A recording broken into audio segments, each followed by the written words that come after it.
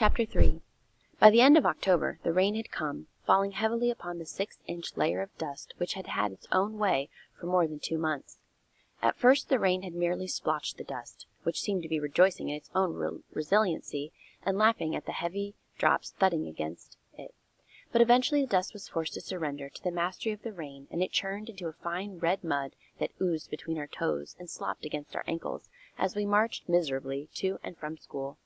To shield us from the rain, Mamma issued us dried calf skins, which we flung over our heads and shoulders like stiff cloaks. We were not very fond of the skins, for once they were wet, they emitted a musty odor which seeped into our clothing and clung to our skins. We preferred to do without them. Unfortunately, Mamma cared very little about what we preferred. Since we usually left for school after Mamma, we solved this problem by dutifully cloaking ourselves with the skins before leaving home.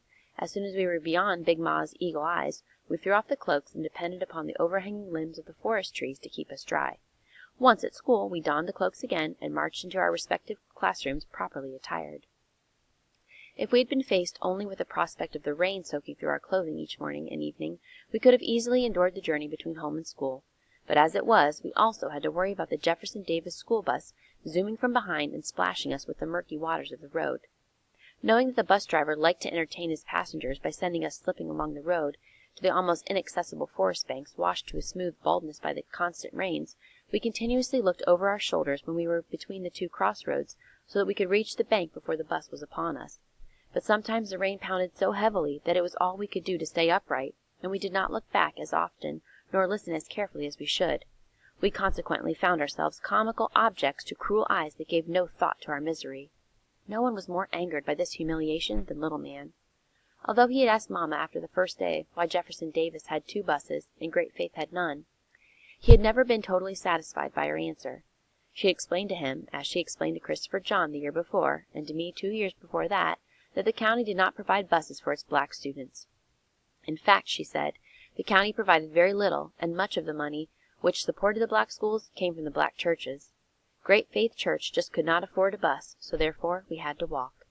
This information cut deeply into Little Man's brain, and each day he found his clean clothes splashed red by the school bus, he became more and more embittered, until finally one day he stomped angrily into the kitchen and exploded. "They done it again, Big Ma! Just look at my clothes!" Big Ma clucked her tongue as she surveyed us. "Well, go on and get out of 'em, honey, and wash 'em out. All y'all get out of them clothes and dry yourselves," she said, turning back to the huge iron-bellied stove to stir her stew. "But, Big Ma, it ain't fair," wailed Little Man. "It just ain't fair." Stacy and Christopher John left to change into their work clothes, but Little Man sat on the side bench looking totally dejected as he gazed at his pale blue pants crusted with mud from the knees down. Although each night Big Ma prepared a pot of hot soapy water for him to wash out his clothing, each day he arrived home looking as if his pants had not been washed in more than a month. Big Ma was not one for coddling any of us, but now she turned from the stove, and wiping her hands on her long white apron, sat down on the bench and put her arm around Little Man. "Now look here, baby, it ain't the end of the world. Lord, child, don't you know one day the sun'll shine again and you won't get muddy no more?" "But, Big Ma," Little Man protested, "if that old bus driver would slow down, I wouldn't get muddy." Then he frowned deeply and added, "Or if we had a bus like theirs." "Well, he don't and you don't," Big Ma said, getting up, "so ain't no use fretting about it. One day you'll have a plenty of clothes and maybe even a car of your own to ride around in, so don't you pay no mind to them ignorant white folk. You just keep on studying and get yourself a good education and you'll be all right. Now go on, wash out your clothes and hang 'em by the fire so as I can iron 'em before I go to bed." Turning, she spied me. "Cassie, what you want, girl? Go change your pants and hurry on back here so y'all can help me with the supper and get on the table time your mom get home."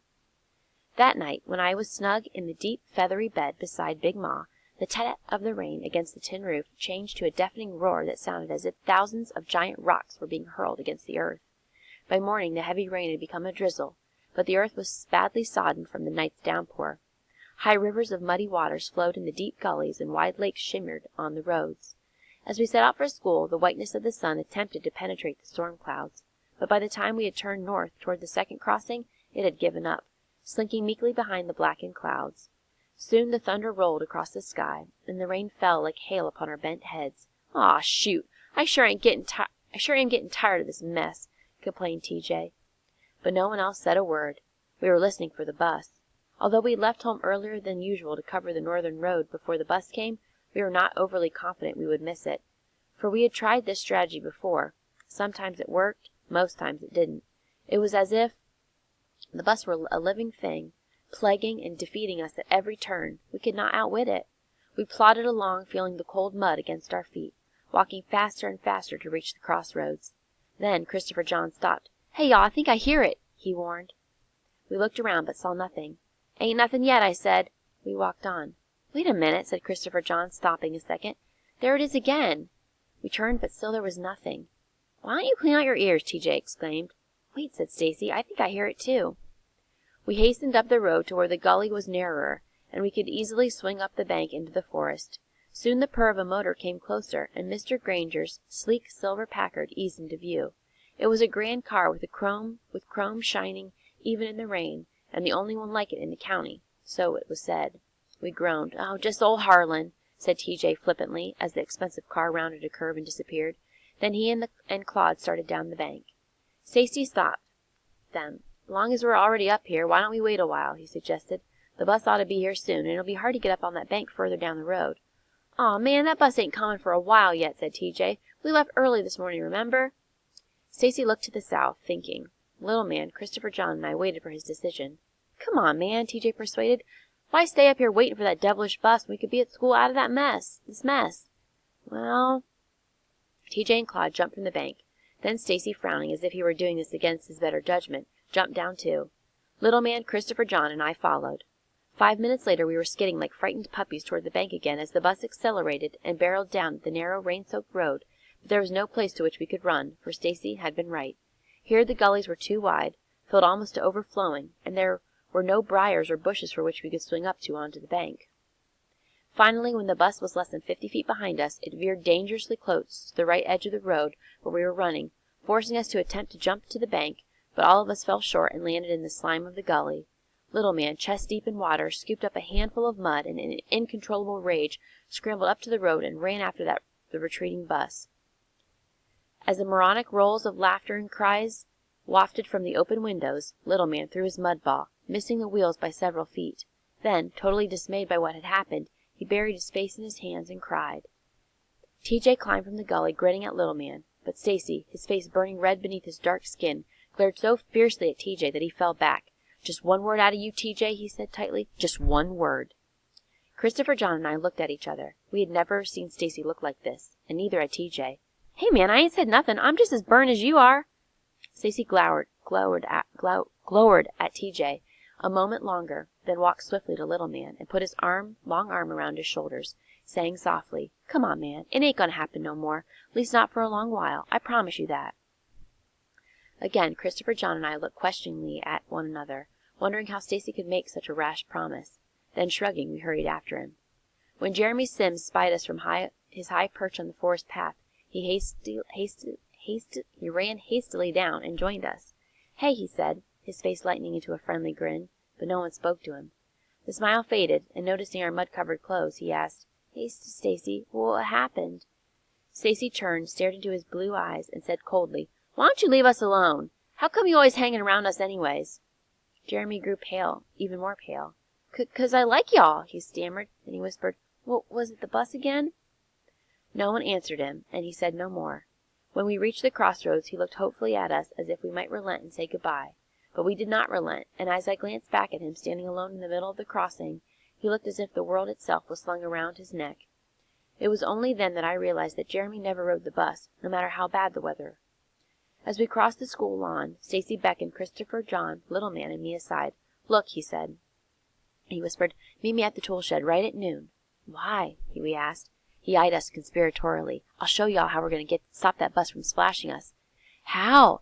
asked Little man, eager for revenge. "Don't have time to explain it now. Just meet me. And be on time. It's going to take us all lunch hour." You mean we ain't going to eat no lunch?" Christopher John cried in dismay.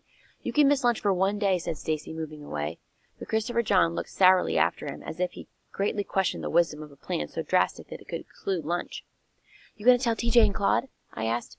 Stacy shook his head. "TJ's my best friend, but he's got no stomach for this kind of thing. He talks too much, and we couldn't include Claude without TJ." "Good," said Little man. At noon we planned to meet and ducked into the unlocked tool shed where all the church and school garden tools were kept. Stacy studied the tools available while the rest of us watched. Then, grabbing the only shovels, he handed one to me, holding on to the other himself, and directed Little Man and Christopher John to each take 2 buckets. Stealthily emerging from the tool shed into the drizzle, we eased along the forest edge behind the class buildings to avoid being seen. Once on the road, Stacy began to run. "Come on, hurry," he ordered. "We ain't got much time." "Where are we going?" asked Christopher John, still not quite adjusted to the prospect of missing lunch. "Up to where that bus forced us off the road. Be careful now," he said to Christopher John, already puffing to keep up. When we reached the place where we had fallen into the gully, Stacy halted. "All right," he said. "Start digging." Without another word, he put his bare foot upon the top edge of the shovel and sank it deep into the soft road. Come on," he ordered, glancing up at Christopher John, Little Man, and me, who were wondering whether he had finally gone mad. "Cassie, you start digging over there on that side of the road, right across from me. That's right. Don't get too near the edge. It's got to look like it's been washed out. Christopher John, you and Little Man start scooping out mud from the middle of the road. Quick now," he said, still digging as we began to carry out his commands. "We only got about 30 minutes so we can get back to school on time." We asked no more questions. While Stacy and I shoveled ragged holes almost a yard wide and a foot deep toward each other, dumping the excess mud into the water-filled gullies, Little Man and Christopher John scooped bucketfuls of the red earth from the road's center. And for once in his life, Little Man was happily oblivious to the mud splattering upon him. When Stacy's and my holes were merged into one big hole with Little Man and Christopher John's, Stacy and I threw down our shovels and grabbed the extra buckets. Then the 4 of us ran back and forth to the gullies, hastily filling the buckets with the murky water and dumping it into the hole. Now, understanding Stacy's plan, we worked wordlessly until the water lay at the same level as the road. Then Stacy waded into the gully water and washed and pulled himself up onto the forest bank. Finding 3 rocks, he stacked them to identify the spot. "It might look different this afternoon," he explained, jumping down. Christopher John looked up at the sky. "Looks like it's going to rain real hard some more." "Let's hope so," said Stacy. "The more rain, the better. That'll make it seem more likely that the road could have been washed away like that. It'll also keep cars and wagons away." He looked around, surveying the road. "And let's hope don't nothing come along before that bus. Let's go." Quickly we gathered our buckets and shovels and hurried back to the school. After returning to the tool shed, we stopped at the well to wash the mud from our arms and feet, then rushed into our classes, hoping that the mud caked on our clothes would go unnoticed. As I slipped into my seat, Miss Crocker looked at me oddly and shook her head. But when she did the same thing as Mary Lou and Alma sat down, I decided that my mud was no more noticeable than anybody else's. Soon after I had settled down into the boredom of Miss Crocker, the rain began to pound down again, hammering with great intensity upon the tin roof. After school, it was still raining as the boys and I, avoiding TJ and Claude, rushed along the slippery road, recklessly bypassing more cautious students. "You think it'll get here in time to see you, Stacy?" I asked. "We should. They stay in school 15 minutes longer than we do, and it always takes them a few minutes to load up." When we reached the crossing, we glanced toward Jefferson Davis. The buses were there, but the students had not been dismissed. We hastened on. Expecting to see the yard-wide ditch we had dug at noon, we were not prepared for the 12-foot lake which glimmered up at us.